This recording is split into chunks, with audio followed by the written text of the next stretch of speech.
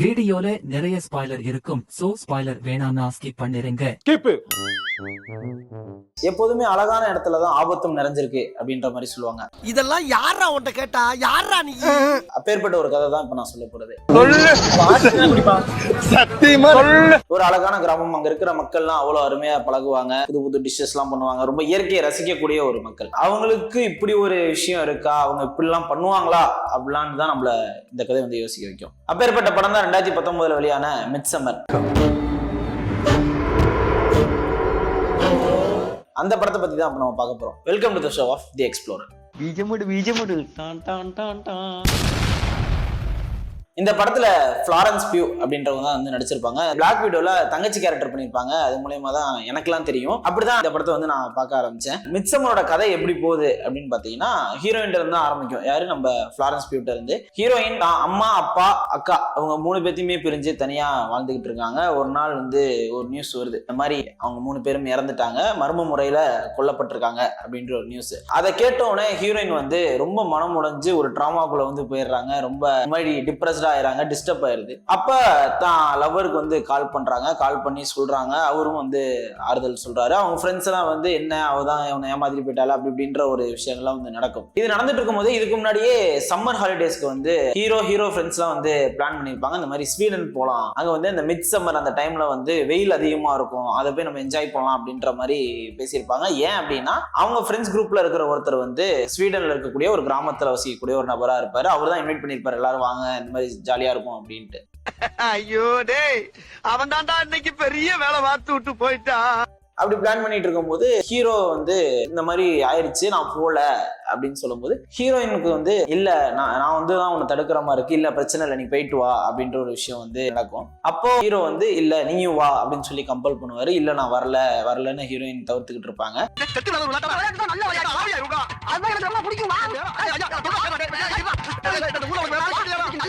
கடைசியில வரேன் அப்படின்ற மாதிரி ஒத்துப்பாங்க. அதுக்கப்புறம் கிளம்பி ஸ்வீடன் போவாங்க. அங்க போனோடனே வந்து ஒரு பயங்கரமான ஒரு ஃபீலா இருக்கும். ஏன்னா வந்து ஃபுல்லா பச்சை பசேன்னு இருக்கும். கிராமப்புற வாழ்க்கை மாதிரிதான் அவங்களும் வாழ்ந்துகிட்டு இருப்பாங்க. பெண்கள் அவ்வளோ அழகா இருப்பாங்க, ரொம்ப அழகா இருக்காங்களா.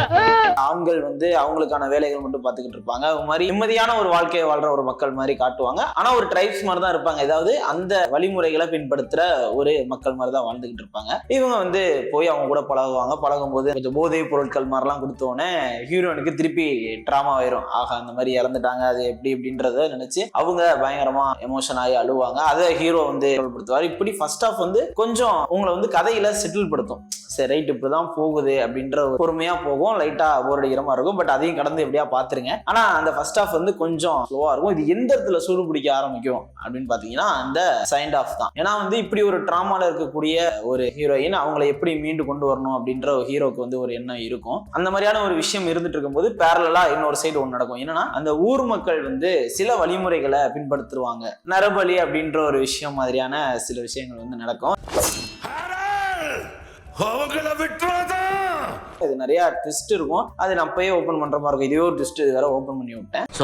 சொல்லவான்னா எல்லாத்தையும் சொல்லிட்டியே. இந்த ஊர் மக்கள் ஒரு சில வழிமுறைகளை வந்து பின்படுத்துவாங்க. அதுக்கு இவங்க வந்து ஒரு பாதிப்பு ஏற்படும். அதை எப்படி அவங்க மீண்டு வந்தாங்க, கடைசியில ஹீரோயினுக்கு என்ன ஆச்சு, அந்த டிராமால இருந்து வெளியே வந்தாங்களா, கடைசியில அவங்களுக்கு இன்னொரு டிராமா எதுவும் கொடுக்கப்பட்டுச்சா அப்படின்ற மாதிரி இருக்கும். ஏன்னா பார்த்த நமக்கே நிறைய பாதிப்பு ஏற்படும் மிட்சம்மர் பார்க்கும்போது. அதுவும் மெயினா கிளைமேக்ஸ்லாம் வரும்போது இன்னும் பயங்கரமா இருக்கும். ஏன்டா இந்த படம் பார்த்தோன்ற ஃபீல் லைட்டா வந்துடும். ஆனா சில ஃபேன்ஸுக்கு வந்து இது வந்து பிடிக்கும். அவங்க இந்த மாதிரியான டிஸ்டர்பிங்கான படங்கள் வந்து நிறைய பார்ப்பாங்க. ஏன்னா ஓல்டு பாய் அந்த மாதிரியான டிஸ்டர்பிங்கான படங்கள் பார்த்து நம்ம அதுக்கான விஷயங்கள் வந்து பண்ணிட்டு இருக்கோம். அதை வேற ஞாபகப்படுத்திட்டீங்க.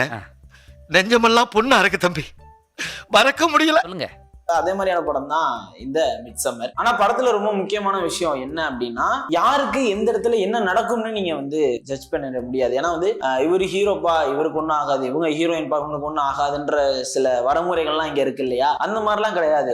அந்த படத்துல உள்ள கேரக்டர் அவனுக்கு எப்ப வேணா என்ன வேணா நடக்கலாம் அப்படின்ற ஒரு பயத்தை நமக்கு வந்து வச்சுக்கிட்டே இருப்பாங்க. இன்னொன்னு இப்போ வந்து ஒரு நடக்க போது பாருன்ற அந்த பில்டப் சீன் இருக்காது. இப்போ ட்விஸ்ட் நடக்க போதுன்னு நம்ம வெயிட் பண்ணிட்டு இருப்போம், அப்பெல்லாம் நடக்காது. கதை பாட்டு போயிட்டு இருக்கும்போது டக்குன்னு வரும், அது நமக்கு சர்ப்ரைசிங்கா இருக்கும். இருக்கும். ஆக்டிங்க்கும் ஸ்கோப் உள்ள ஒரு கதை. இது மாதிரி ஃபுல்லா த்ரில்லர் ஹாலர் கத்துறது ஓடுறது அப்படின்னு இருக்காது. ஹீரோயின் பல எமோஷன்ஸ் வந்து இதுல கன்வே பண்ணிருப்பாங்க.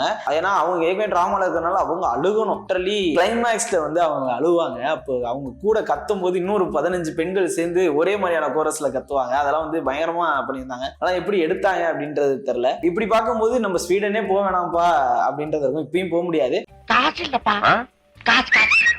இன்வே ஃபியூச்சர்ல நம்ம எங்கேயாவது ஃபாரின் ட்ரிப் போனோம் அப்படின்னா ஸ்வீடன் மட்டும் வேணாம்ப்பா அப்படின்னு பயமுறுத்துற அளவுக்கு இந்த படம் லைட்டா இருக்கு. எப்படி எடுத்தாங்க அப்படின்ற ஒரு கன்ஃபியூஷனே இருக்கு. ஏன்னா இப்படிப்பட்ட ஒரு கதைகளத்தை வந்து டக்குன்னு யாரும் ஒத்துக்க மாட்டாங்க, ஒத்துக்க நடிக்கவும் மாட்டாங்க.